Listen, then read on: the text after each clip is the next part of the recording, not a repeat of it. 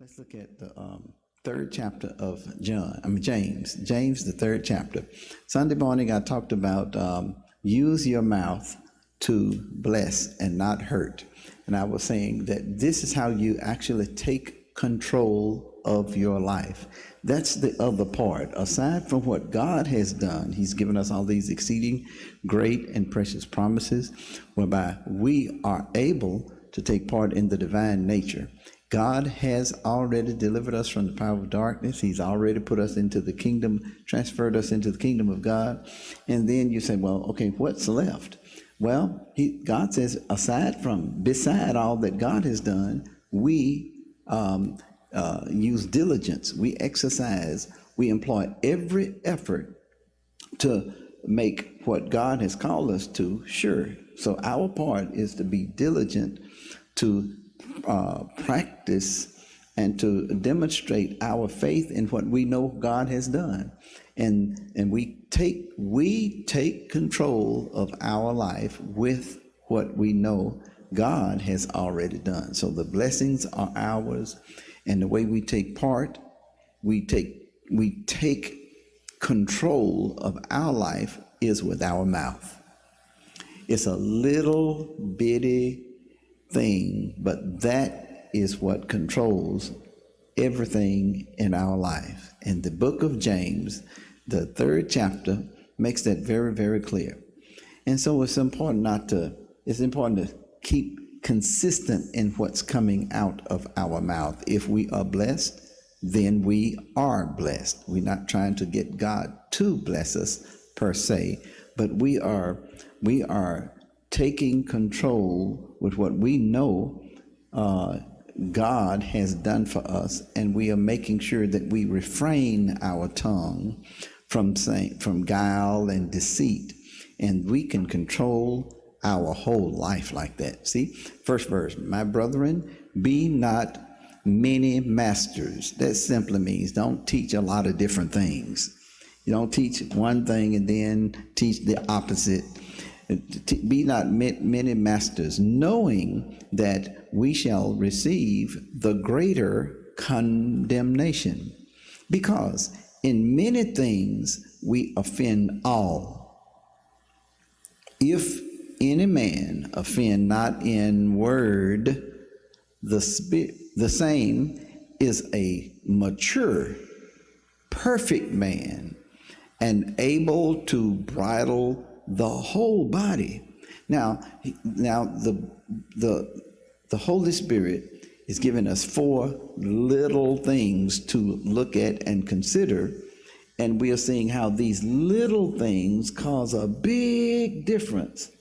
One of the things is the little bitty bit in a horse's mouth that consequently controls his whole body. A little bit. He's saying this little bitty thing controls this whole big horse. Another thing he mentioned is a little rudder under a huge ship controls the direction that the ship and everybody on the ship is going in. Number 3, a little spark of fire. Those big forest fires that destroy so many houses. It's started by a little bitty match or a little cigarette, a little spark. And then the 4th thing is our little tongue in all of our body, this little thing in our mouth.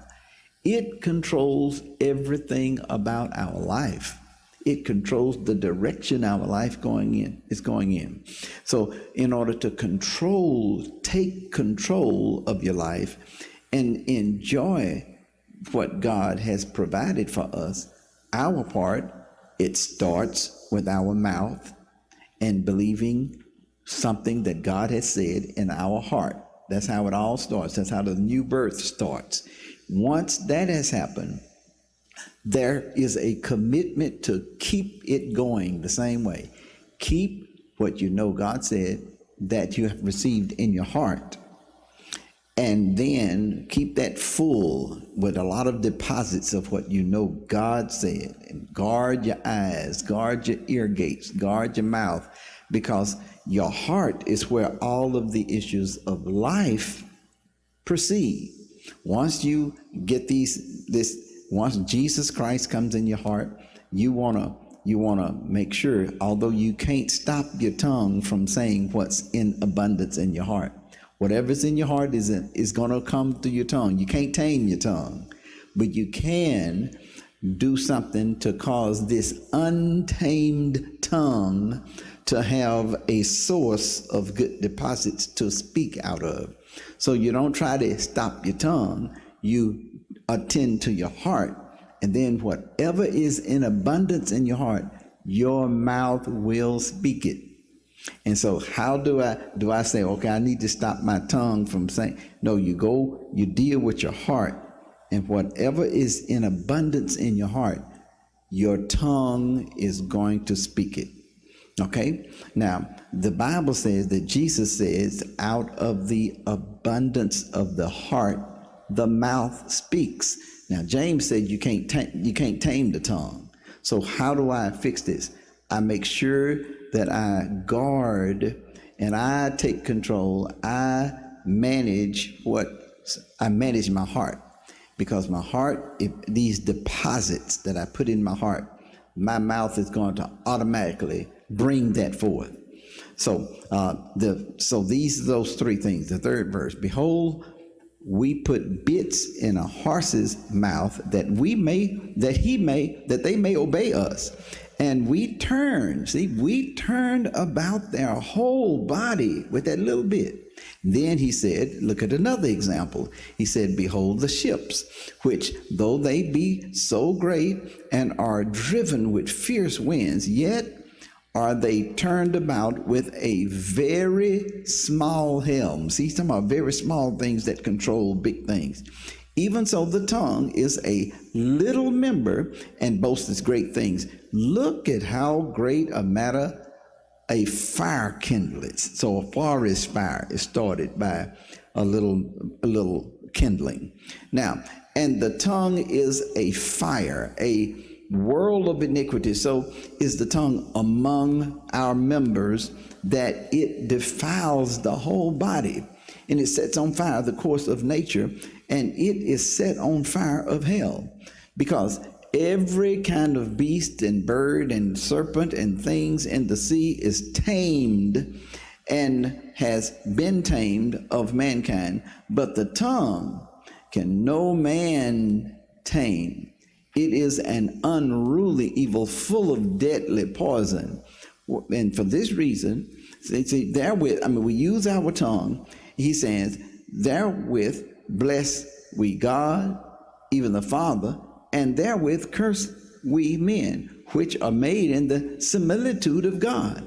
Out of the same mouth proceeds blessings and cursing. Brethren, these things ought not to be so. So what ought to be so is we do something with these deposits in our heart and know that our tongue is going to talk based on what's in abundance in our heart.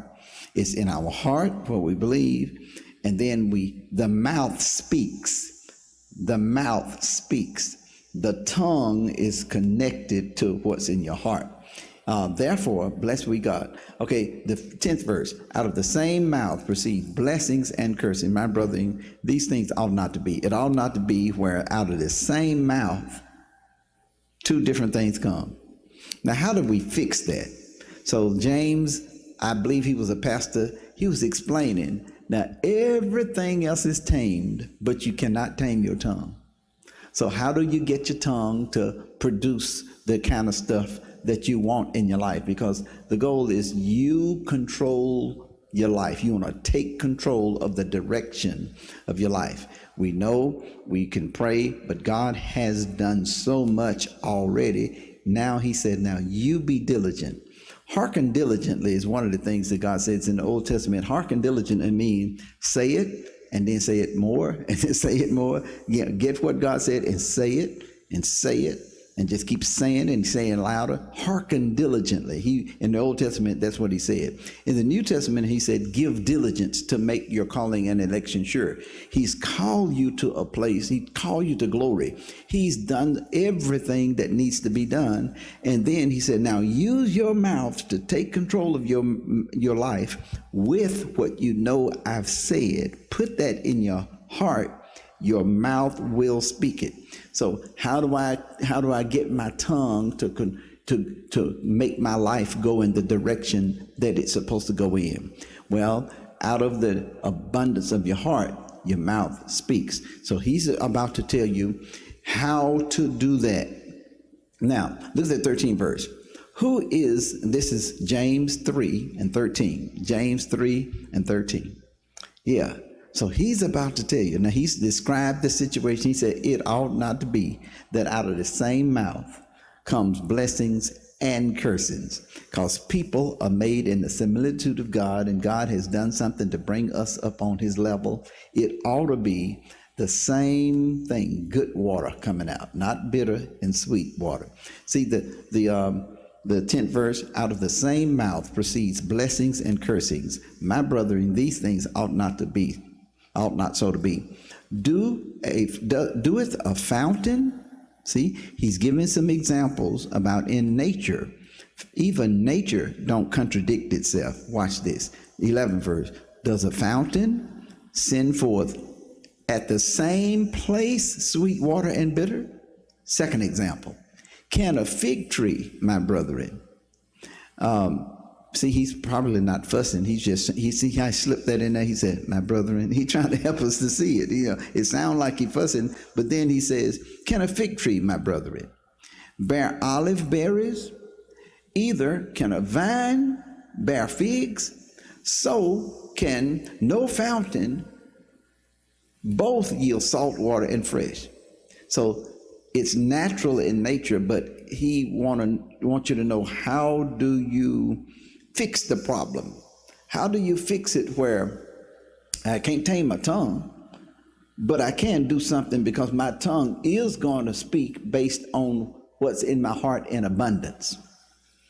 What's in my heart in abundance. So in my downtime, when I'm not around other people, I want to fix what's coming out of my mouth naturally. See, it naturally designed that that your tongue is going to release what's in your heart. So what you want to do, you want to fix and guard and take care of what's in your heart.